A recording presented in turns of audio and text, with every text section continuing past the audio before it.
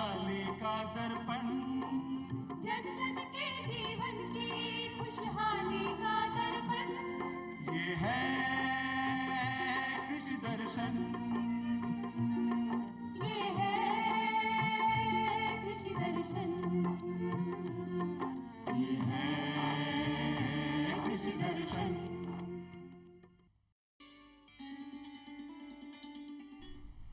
किसान साथियों, एक बार फिर आपका कार्यक्रम में स्वागत है। जैसा कि हमने आपको बताया था कि आज हमारे कार्यक्रम का विषय है संतुलित उर्वरक, कंपोस्ट और मृदा स्वास्थ्य में इनकी भूमिका।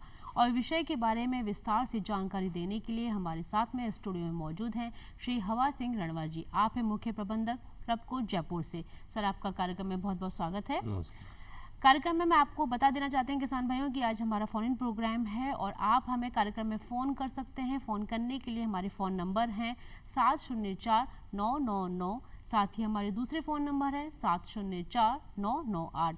यदि आप हमें जयपुर के बाहर से फ़ोन कर रहे हैं तो आप 0141 STD कोड लगा के हमें फ़ोन करिए। तो सबसे पहले हवा सिंह जी, मैं आपसे पहला सवाल ये करना चाहूँगी कि जैसे हम बात करेंगे भूमि की उर्वरा शक्ति को बढ़ाने की और उससे अधिक उत्पादन प्राप्त करने की, तो उसके लिए आवश्यक है मृदा को स्वस्थ रखना। तो मृदा को किस प्रकार से स्वस्थ रखा जा सके, ये हमारे किसान साथियों को आप विस्तार से बताइए। मृदा का स्वास्थ्य जो है वो अगर अच्छा होगा तो हमारा उत्पादन अच्छा होगा, अच्छी गुणवत्ता वाला होगा। जिस तरह हमारे किसान भाई या हम हमारे स्वास्थ्य का ध्यान रखते हैं, संतुलित भोजन हम लेते हैं जी। हम बात करते हैं कि नाइट्रोजन, हम बात करते हैं कि कार्बोहाइड्रेट, विटामिन, प्रोटीन या कौन से विटामिन की कमी है, ये हमारी जांच से पता चलता है और उसी के अनुसार हम भोजन लेते हैं। इसी तरह अगर भूमि में हमें अच्छा उत्पादन, अच्छी पैदावार, अच्छी गुणवत्ता वाला उत्पादन लेना है तो मृदा का स्वास्थ्य भी जो है हमारा अच्छा होना चाहिए। जिसके लिए आवश्यक है कि हम समय पर और हमारी धरती माता की आवश्यकता के अनुरूप जो हम फसल बो रहे हैं उसी के अनुसार जो है हम संतुलित उर्वरक का प्रयोग करें, जिससे हमारा अच्छा उत्पादन होगा और अच्छे उत्पादन के साथ साथ जो अच्छी गुणवत्ता वाला उत्पादन होगा, जिससे किसान भाइयों को अच्छा भाव मिलेगा और इससे जो है अच्छा उत्पादन होगा तो हम निर्यात में वृद्धि होगी, जिससे किसानों की आय बढ़ेगी। जी। जैसा कि हमारे प्रधानमंत्री महोदय, हमारी सरकार का कार्यक्रम है कि किसानों की आय दोगुनी हो। दोगुनी आय करने के लिए ये आवश्यक है कि सबसे पहली चीज़ स्वास्थ्य है। जी। स्वास्थ्य अगर ज़मीन का अच्छा है, उर्वरा शक्ति अच्छी है तो उत्पादन निश्चित रूप से अच्छा होगा। अच्छा उत्पादन लेने के लिए आवश्यक है कि संतुलित मात्रा में कौन सी फसल हम बो रहे हैं, हमारी ज़मीन में कितना नाइट्रोजन, फास्फोरस, पोटास उपलब्ध है, उसका हमें ज़रूर ध्यान रखना होगा। जी। अगर ज़मीन में नाइट्रोजन ज़्यादा है फिर भी हम अगर नाइट्रोजन दे रहे हैं तो उससे हमारी फसल पे अच्छा प्रभाव नहीं पड़ के और प्रतिकूल प्रभाव पड़ेगा, जिससे किसान भाइयों को, क्योंकि जो भी उर्वरक हम काम में ले रहे हैं बहुत महंगा है। सरकार यूरिया के हम जो है पैसे दे रहे हैं उससे 3 गुना सरकार अनुदान दे रही है। DAP का जो किसान भाई 1350 रुपये में बैग ले रहे हैं उसके ऊपर भी सरकार जो है लगभग 2501 रुपये अनुदान दे रही है।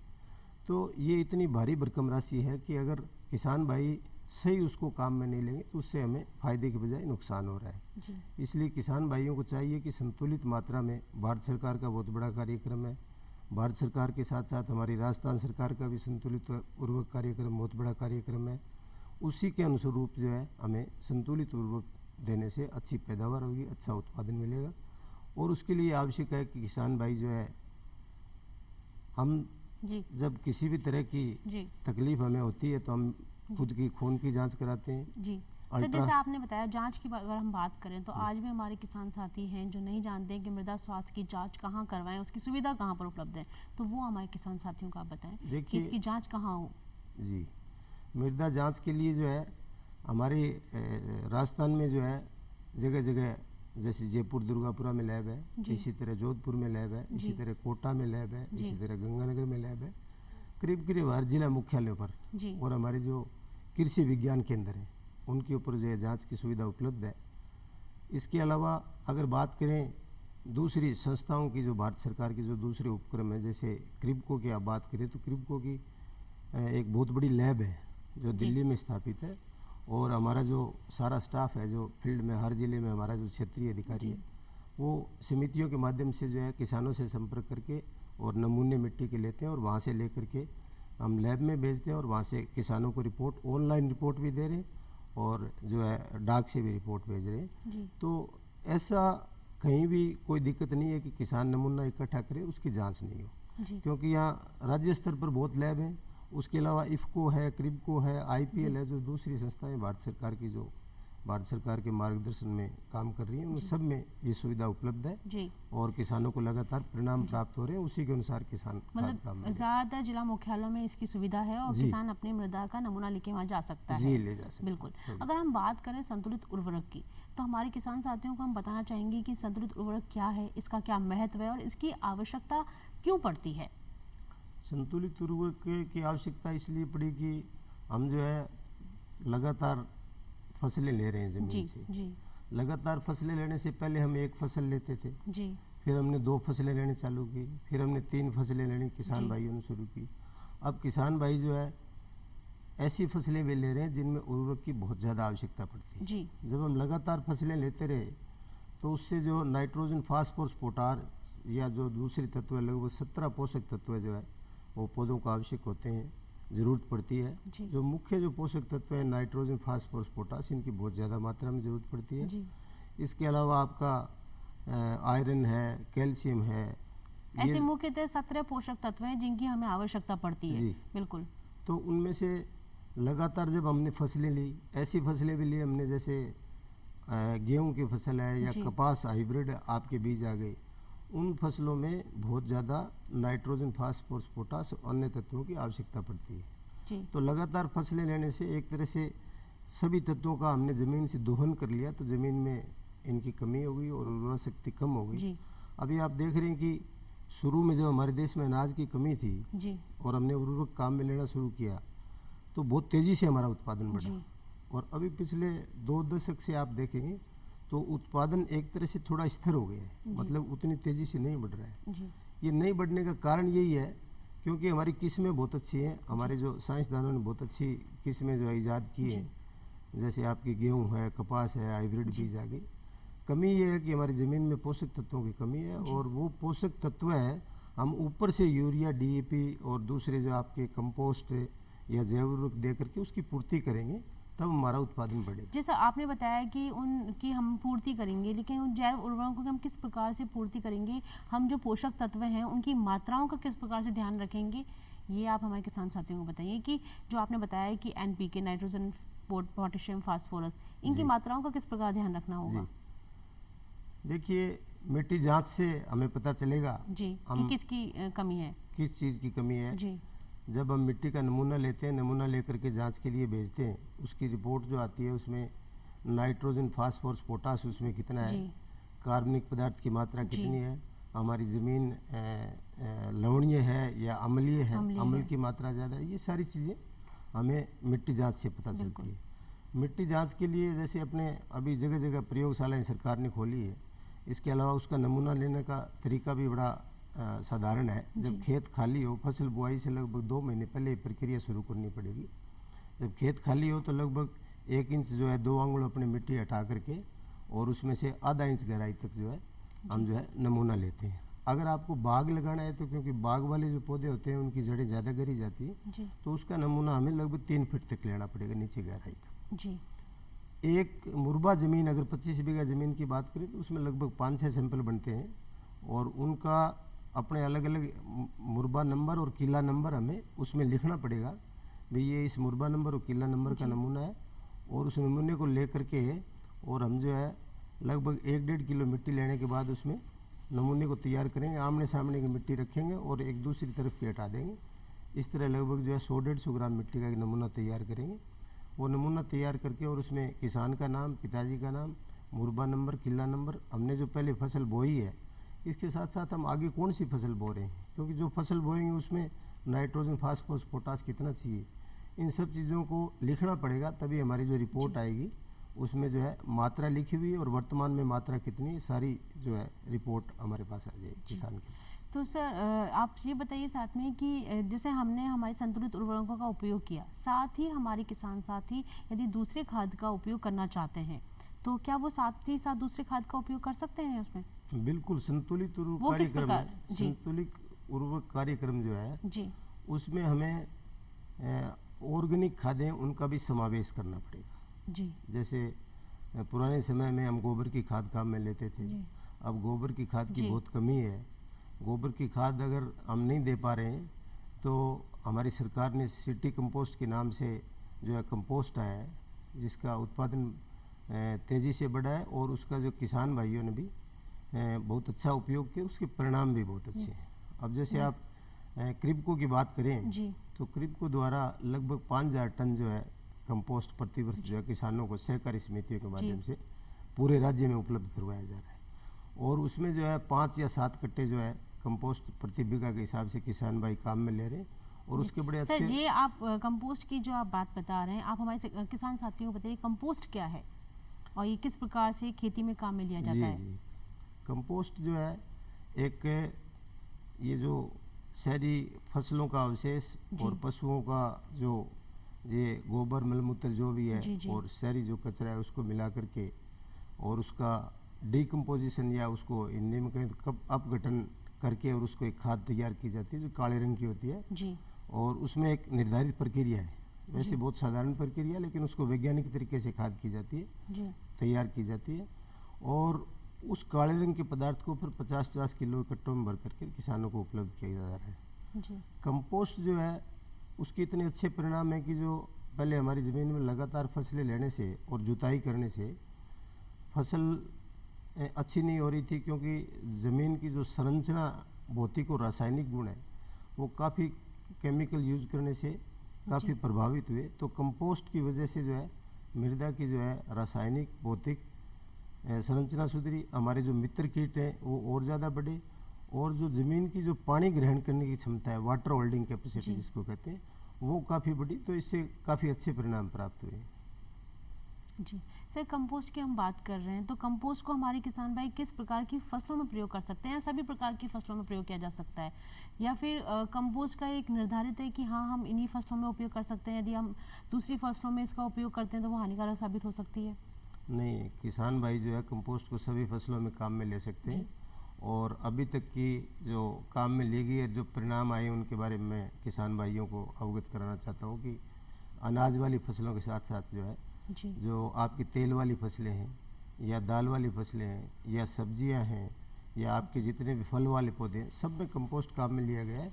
और बाग वाले पौधे विशेषकर अगर आप राजस्थान की बात करें तो हमारा जो किन्नू का क्षेत्र है, जी जी जैसे हनुमानगढ़, गंगानगर गंगानगर, और बिल्कुल। पंजाब का बोर का क्षेत्र है, जी वहाँ तो किसान भाइयों ने हमारे पास टेलीफोन आते हैं कि फलां जगह में कंपोस्ट चाहिए, इतनी उपलब्ध कराएं, कंपोस्ट चाहिए, इतनी उपलब्ध कराएं। कंपोस्ट बहुत की अच्छे मांग की परिणाम। आवश्यकता लोगों को अधिक जी, है। बहुत अच्छी, बिल्कुल बहुत अच्छी बात। सर, कंपोस्ट के साथ में नाम आता है जैव उर्वरक का, जी। तो उसका मृदा स्वास्थ्य में किस प्रकार से भूमिका है।